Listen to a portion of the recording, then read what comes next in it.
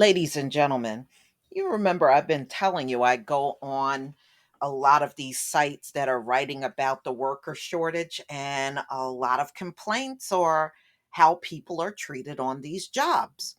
So now this is Yahoo News, and it's maybe bad bosses are causing the worker shortage. Come on, y'all. This is not rocket science. Look at how these folks came onto this land. Do you think they can be any other way? Okay. Of course not. They won't try to be any other way. Let me go ahead and play this from Yahoo News. Hi, everybody. I'm Rick Newman with Yahoo Finance. We're going to talk about some interesting workplace trends now with Rob Falzone. He's vice chair at Prudential Financial, and with Maurice Jones, who is executive director of the 110 Coalition. Thank you both for being here. Rob, you have done some polling on what's going on in the workplace with the decisions workers are making. We know about the great resignation. There aren't enough workers to fill 11 million jobs. People are quitting. Companies say they can't find enough workers. Do you feel like from your polling, you understand why these things are happening? Well, I think we have good insights for the polling. Yeah, Rick. So I would start with, first, the experience of individuals during the pandemic has been one where there's been what I call sort of a detachment from their platforms, right? In isolation, they're sort of a little less attached to the culture of the organization. And I think that's facilitated them stepping back and rethinking their sort of their careers and their jobs. And so that's laid the framework for sort of a basic revaluation. And as they've done that, I mean, I think many have learned that the experience of the pandemic has enabled them to work in a different way. And as they're thinking about going back to work, they don't want to go back to the same workplace environment that they left in 2019. They're looking for something that's going to be quite different. If they're concerned about what their employer is going to be doing going back, that's causing them to reevaluate whether they want to stay with that company and that potential outcome. I think another part of it is that as people have stepped back and thought about their careers, they've recognized over the last year and a half they've stalled. Many of us leading companies have been very focused on getting through the pandemic and managing well through it. And maybe we haven't been taking as much time and care around our employees and our talent and their development. Their experience has been one where their learning curves have flattened. They're working really hard. And they're thinking, I want to advance my career.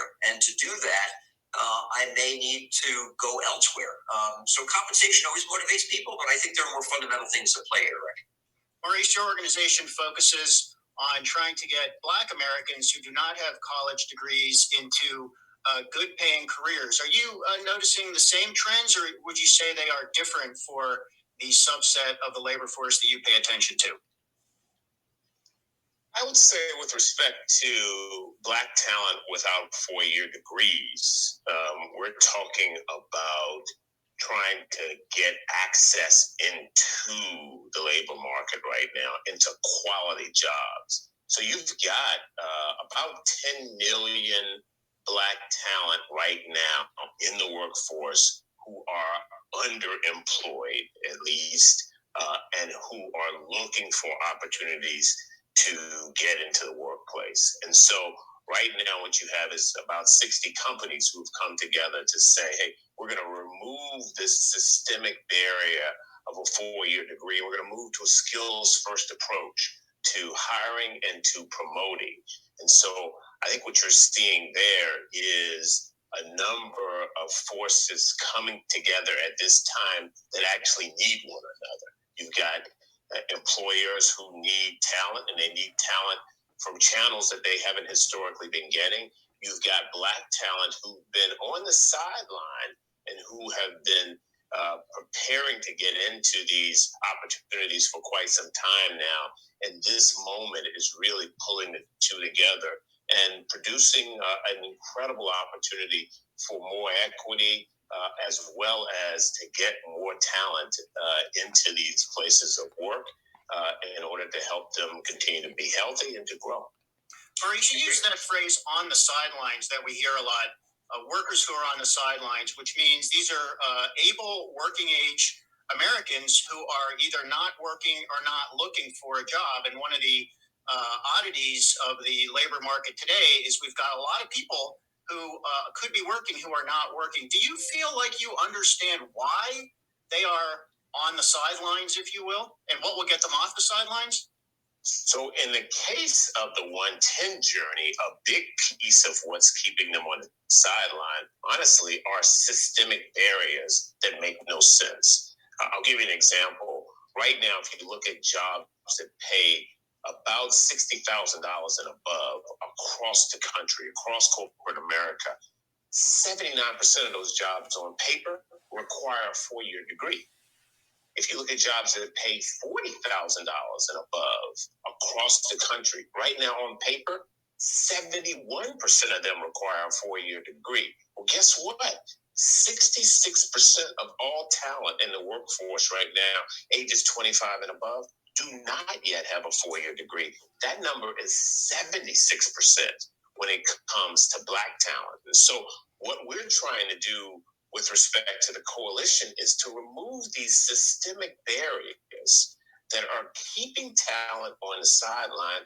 And as I say, move to a skills first approach to hiring, a skills first approach to upskilling and mobility and advancement.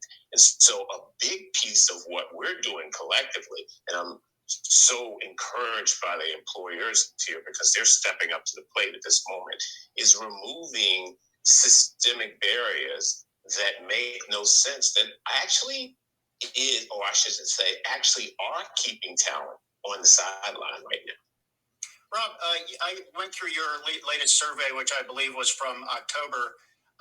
You identify reasons that people are leaving companies, and it basically leaves you with the idea that companies are doing a bad job of taking care of their workers. They're not providing the opportunities that workers want. Pay is a part of it, as you mentioned, but other things are a big part of it too. Fulfillment. People seem unfulfilled. What are companies doing wrong? And do you feel like you're seeing meaningful improvements in the way companies deal with these issues? Well, good questions. Let me reflect on that and actually follow up on what Maurice was speaking to. I think fundamentally there needs to be this shift, as Maurice describes, from resumes of experiences to resumes of skills in order to provide people opportunity. I think, during the pandemic, as we've all been working remotely, as I mentioned before, it has been, I think there's been limited opportunities for career progression, limited opportunities for skilling and training. And limited opportunities for mobility. And that's part of what's feeding then this resignation as people are sort of looking to where I can find that next opportunity. But fundamentally, as employers are thinking about, we have roughly 11 million, unfilled jobs out there. So it's not like the demand isn't there. The demand is clearly there. The challenge that we face, Rick, is that for both employers and for employees, is that while we need to not only transition from experiences to skills, we also recognize that the skills gap is growing.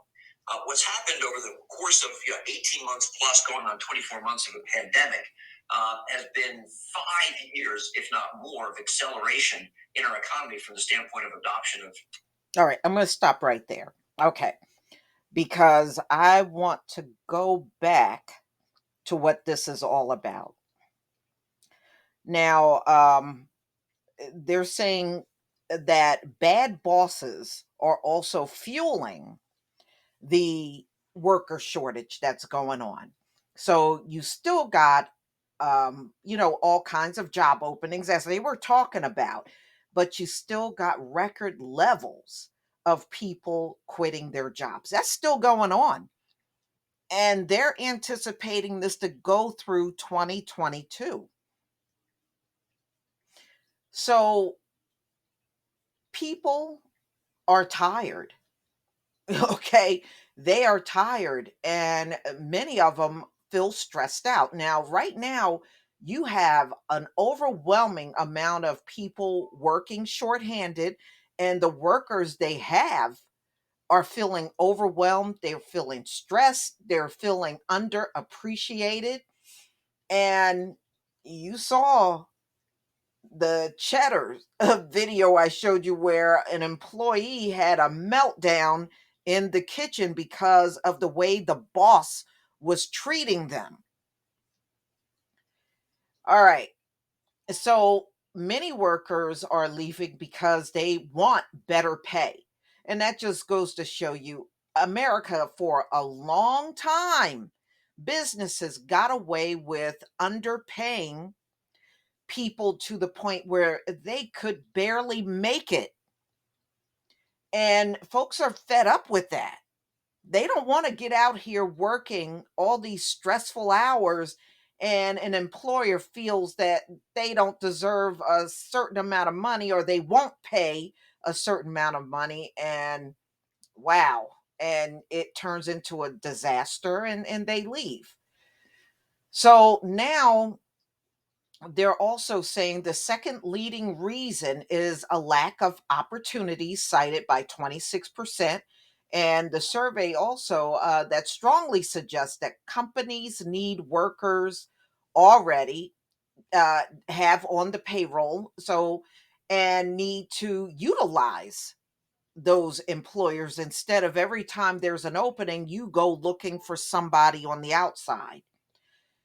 And many employees feel mistreated, and that's another reason why there is a staffing shortage, and that is a big thing that's not being addressed at all. So earlier, Microsoft published a research shows business leaders are largely satisfied with a hybrid remote on-site work where you go in a few weeks and then you work remotely. But ordinary workers are not. A lot of them prefer to work remotely. They just want to work remotely and be left alone.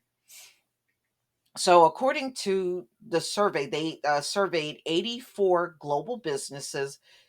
54% of workers said they feel overworked, and 39% said they feel exhausted.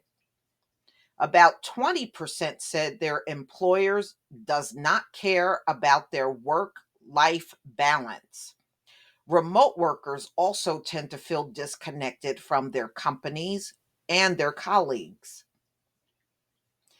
By some measures, employers have reacted slowly to the difficulty finding workers. There's been talk of a labor shortage for a year or more now, but there was no notable pickup in average pay until recently. The average hourly pay earnings are up 4.8% year over year. That's a solid gain, but inflation. So, what good is it to get, uh, you know, earnings up 4.8%, but the inflation is 6.8%? So, the inflation is literally swallowing up any gains that a person would have. Okay. The Atlantic Federal Reserve tracks wage gains for people who switch jobs, and the trend is similar. Job watchers didn't begin to lock in above average wage gains until August. The typical job hopper now nets about 5.2% boost in pay, the highest level since 2002. That likely does reflect on the impact of workers taking advantage of the abundance of jobs to get a raise by leaving one job for another. So, this is going to go on for a while. This is definitely not something that will go away overnight. So, they're saying right now there is no single solution to this whole thing. You know, now you got because a lot of working parents had to rely on childcare, and they said with affordable childcare in short supply, some parents want to work and have to stay home to care for their kids instead. Yeah, I mean, when I heard what some of these people pay. I mean, that's like a mortgage every single month. That is crazy.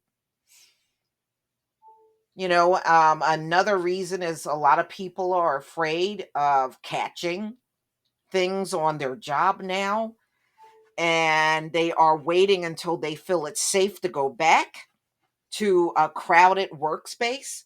Early retirement have thinned the ranks of older workers. The pandemic has also triggered retrospection and given some people newfound courage for more rewarding work. Better bosses could probably help with all of those things. Yeah, you think? Well, ladies and gentlemen, tell me what you think. I mean, there's a lot of reasons. I don't think there is one reason why people are leaving, but I know wages and how people are treated on jobs is at the top of the list.